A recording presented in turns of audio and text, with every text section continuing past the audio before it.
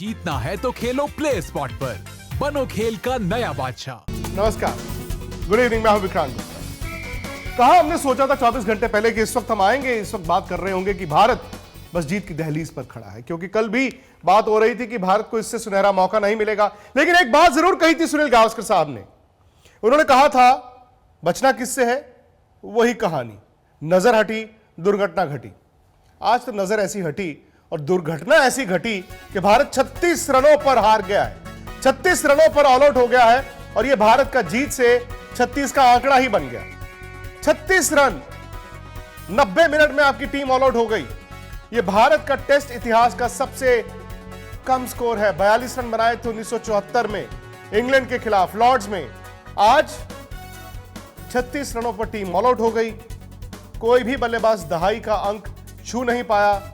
नतीजा यह हुआ कि 90 रन बनाने थे ऑस्ट्रेलिया को। आराम से उन्होंने टी से पहले 2.5 दिन में इस मैच को जीत लिया। मेरे साथ सनी भाई रहेंगे, सुनील गावस्कर रहेंगे, क्योंकि आज सनी भाई बहुत सारे सवाल हैं जिन सवालों का जवाब भारतीय क्रिकेट भी मांग रही है, भारतीय क्रिकेट फैंस भी मांग रहे हैं।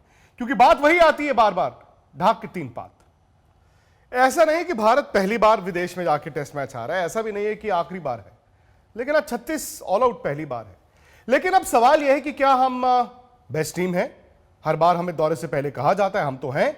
हमें भी लगता है कि 2 दिन के खेल की बिना पर वाकई में है।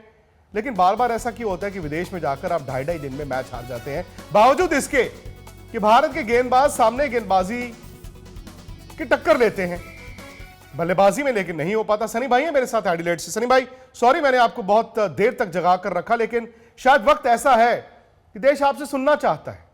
ये हार बड़ी है, ये 36 ऑल आउट बड़ा है? क्योंकि कभी कभी ऐसा होता है जब अब 36 ऑल आउट हो जाए, पूरी सीरीज में उठ के खड़ा होना बड़ा मुश्किल हो जाता है। इतना शर्मनाक स्कोर ये होता है।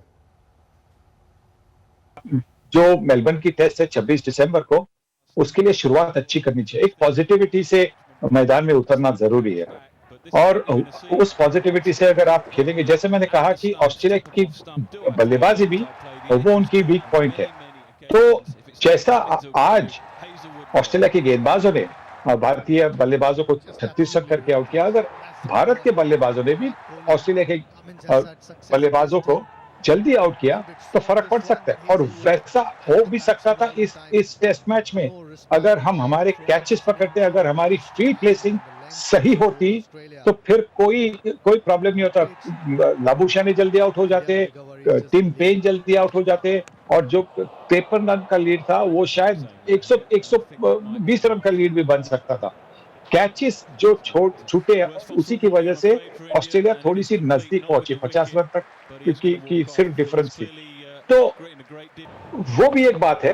भारत को उससे एक उत्साहित होना चाहिए कि हमारे पास वो भी मौका था, और अगर हमारे कैचेस अगर हम पकड़ेंगे तो फिर अगले टेस्ट में, उसके बाद के टेस्ट में हम ये वापसी कर सकते हैं। अगर आपके पास ये पॉजिटिविटी नहीं होगी तो फिर आप 4-0 से हारेंगे, पर अगर आपके पास पॉजिटिविटी होगी कि हम वापस आ सकते हैं तो क्यों नहीं, हो सकता है। देखिए सनी भाई, आपने ऑपरेटिव पार्ट शायद एंड में रखा था। शुरू आपने किया कि पॉजिटिविटी होनी चाहिए, एंड में ये भी कह दिया कि अगर ये ना हो, वो ना हो, वो ना हो, वो ना हो, तो 4-0 भी हो सकता है, जिसकी हकीकत है, इम्कानात दिखते हैं। लेकिन सनी भाई, आज बल्लेबाजी को हुआ क्या है? क्योंकि ये तजुर्बेकार बैटिंग लाइनअप है आपका, किसी का चौथा दौरा है, किसी का 5वां दौरा है। 92 गेंदों में टीम ऑल आउट हो जाती है। नंबर 1 ये।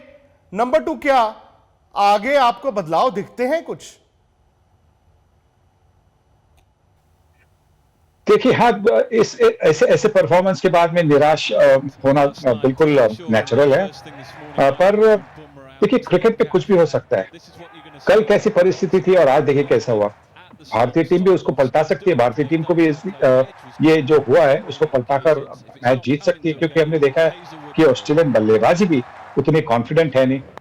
तो अगर शायद बल्लेबाजी में तो 2 चेंजेस तो होना ही है। अभी भारतीय टीम के 2 चेंजेस होने, एक तो पृथ्वी शॉ की जगह शायद केएल राहुल आएंगे, ओपन करेंगे, और नंबर 5 और 6 पे शायद शुभमन गिल आएंगे।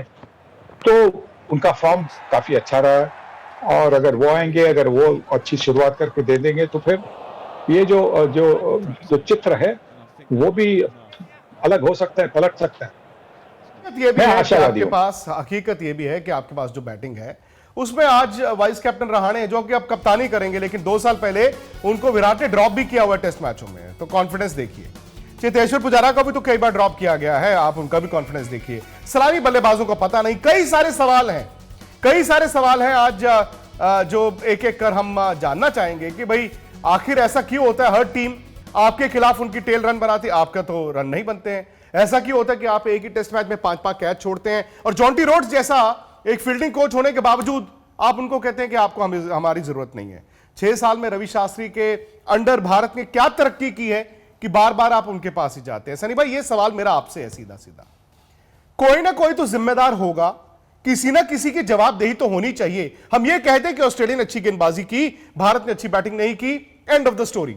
वो तो शतुर्मुर्ग वाली बात होगी कि हमने जो आंख बंद कर ली और हमें लगा आज समस्या से हमें निदान मिल गया। ऐसा नहीं होता, कभी किसी सवाल का जवाब मिलेगा। क्या मैनेजमेंट की, कप्तान की, लीडरशिप की जवाबदेही नहीं होनी चाहिए?